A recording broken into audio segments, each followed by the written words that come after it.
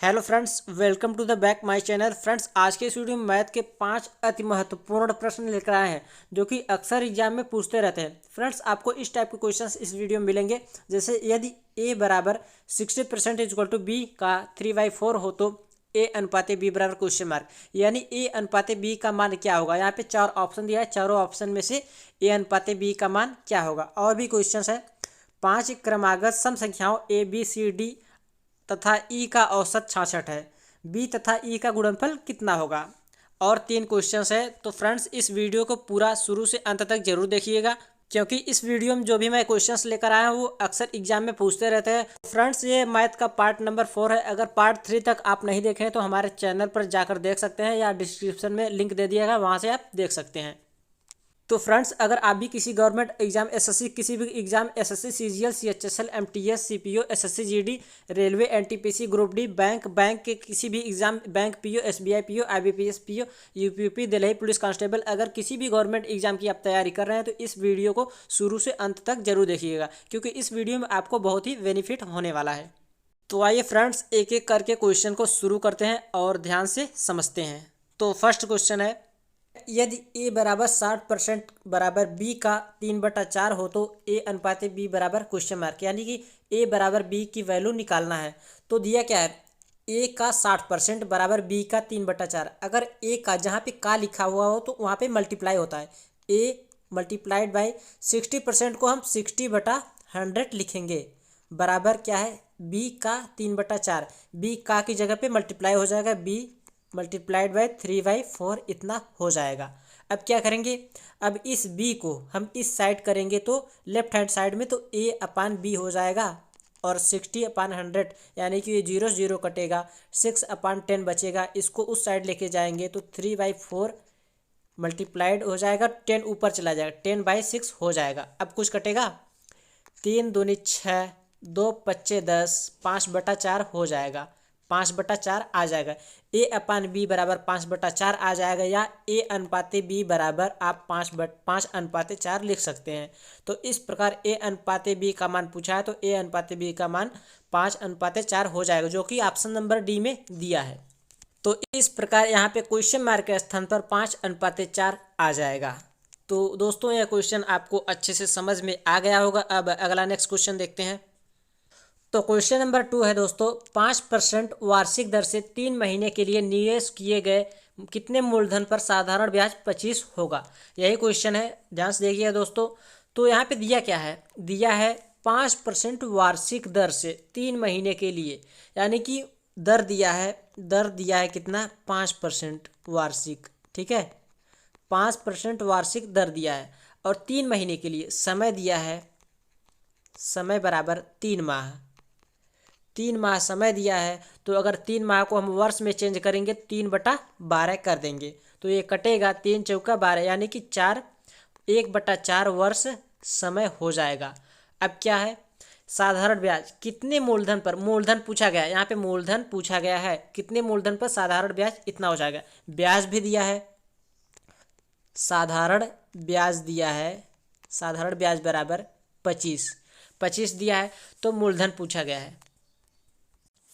तो मूलधन का फार्मूला क्या होता है, मूलधन बराबर होता है 100 गुणे साधारण ब्याज बटा दर गुणे समय, यही फार्मूला होता है मूलधन का। अब इसमें सबकी वैल्यू हम पुट कर देंगे। 100 गुणे साधारण ब्याज कितना है, 25 दिया है, दर कितना दिया है, दर दिया है 5%, तो बट्टा 5 हो जाएगा, गुणे समय दिया है कितना, 1/4, यानी कि 1/4 यहाँ पे लिखेंगे तो ऊपर जाएगा तो 4 ऊपर हो जाएगा, मल्टीप्लाइड होगा। तो ठीक है, अब क्या करेंगे, जो कटेगा काट देंगे, 5 से 1 कटेगा, 5 पच्चे 25, 5 चौका 20, यानी कि 100 गुणे 20 हो जाएगा। तो इसमें जब हम मल्टीप्लाई करेंगे तो कितना आएगा, 100 का 20 में मल्टीप्लाई करेंगे 2000 आ जाएगा, 2000 आ जाएगा, जो कि ऑप्शन नंबर डी में दिया है, यानी कि मूलधन निकल कर 2000 आ जाएगा। तो इस प्रकार ये भी क्वेश्चन आपको आसानी से समझ में आ गया होगा। अब अगला क्वेश्चन नंबर 3 देखते हैं। तो फ्रेंड्स, क्वेश्चन नंबर 3 है, ऋण 45,000 पर 15% वार्षिक दर से 2 वर्ष के अंत में कितना चक्रवृद्धि ब्याज उपचारित होगा। तो यहाँ पे चक्रवृद्धि ब्याज पूछा गया है।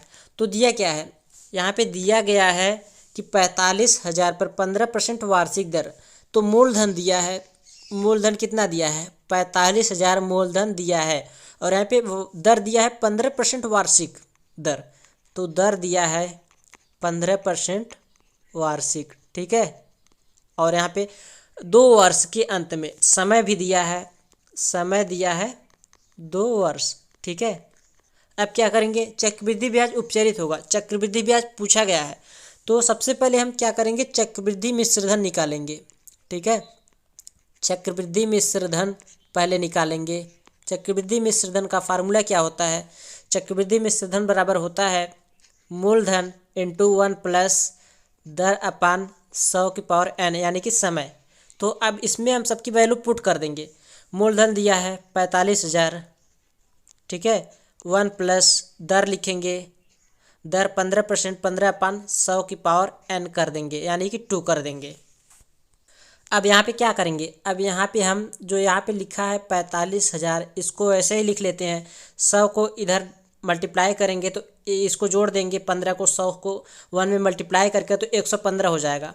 115/100 का होल स्क्वायर हो जाएगा। इतना होने के बाद यहाँ पे क्या होगा? 45,000, यहाँ पे कुछ कटेगा।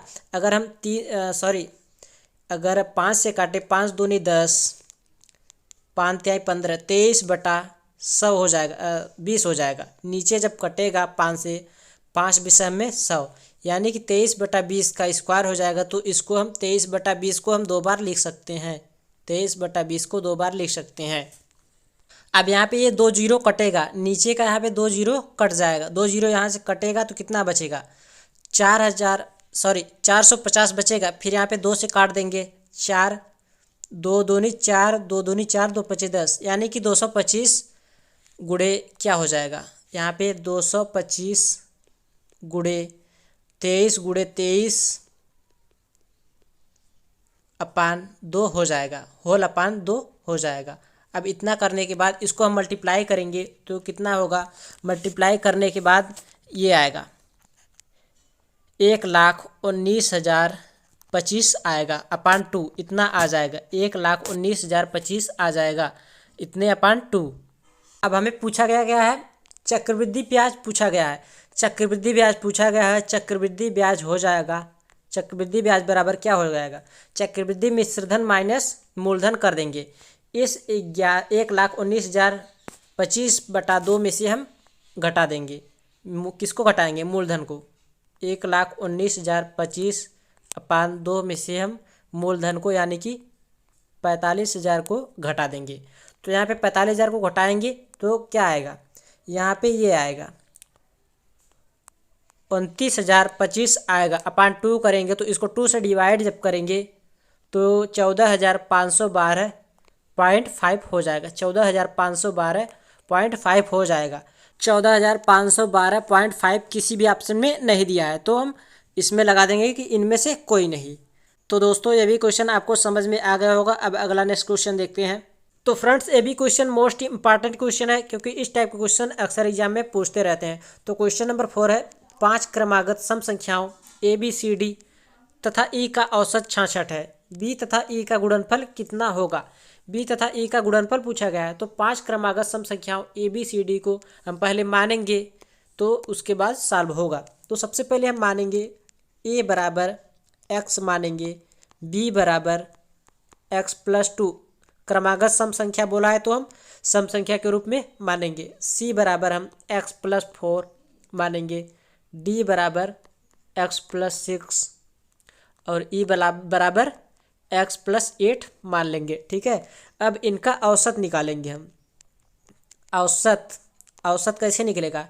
इन जो सभी संख्याओं को हम माने हुए हैं इनको सभी को हम ऐड करेंगे। x प्लस इसको ऐड करेंगे तो x + 2 होगा, फिर इसको ऐड करेंगे प्लस x + 4, फिर इसको ऐड करेंगे प्लस x + 6 प्लस x + 8 अपान 66 हो जाएगा।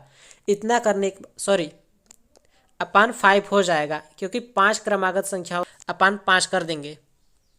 तो इन सभी संख्याओं को ऐड करेंगे, 2 4 6 6 12 8 20 हो जाएगा, और x ऐड होगा तो 5x + 20 अपान 5 हो जाएगा।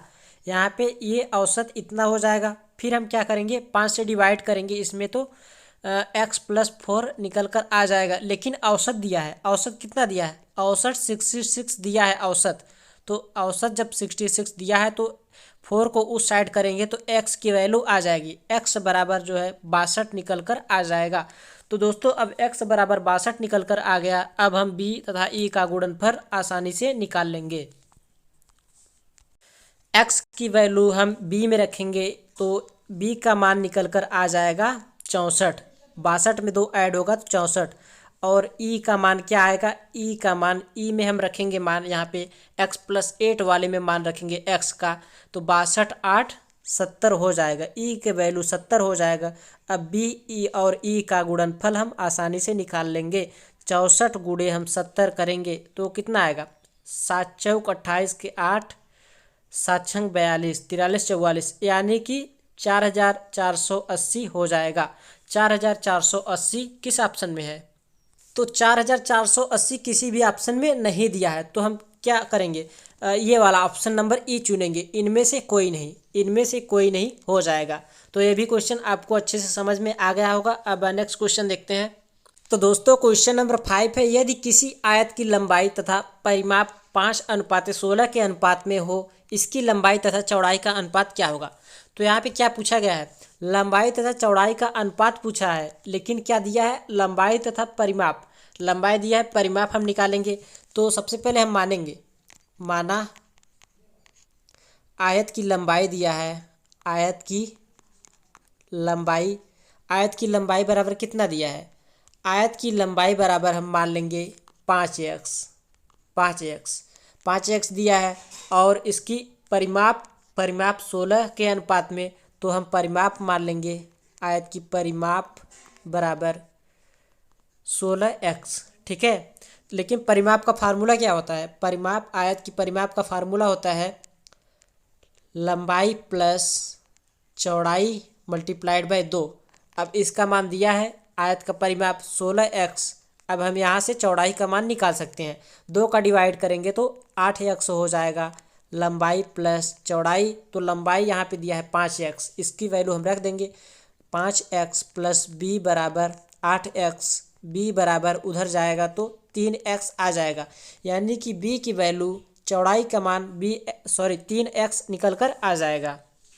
अब यहाँ पे लंबाई निकल कर आ गया, चौड़ाई भी 3x निकल कर आ गया, तो हम लंबाई और चौड़ाई का अनुपात आसानी से निकाल लेंगे।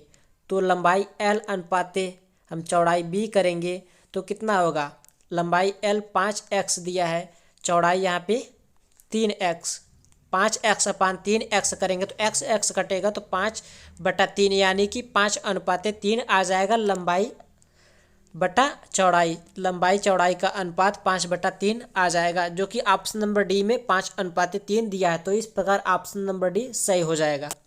तो मैं उम्मीद करता हूँ आपको सभी क्वेश्चंस अच्छे से समझ में आ गए होंगे। अगर किसी भी क्वेश्चंस में आपको प्रॉब्लम हो तो आप कमेंट बॉक्स में बोल सकते हैं। तो फ्रेंड्स आज के लिए बस इतना है, फिर मिलते हैं किसी नेक्स्ट वीडियो में। धन्यवाद।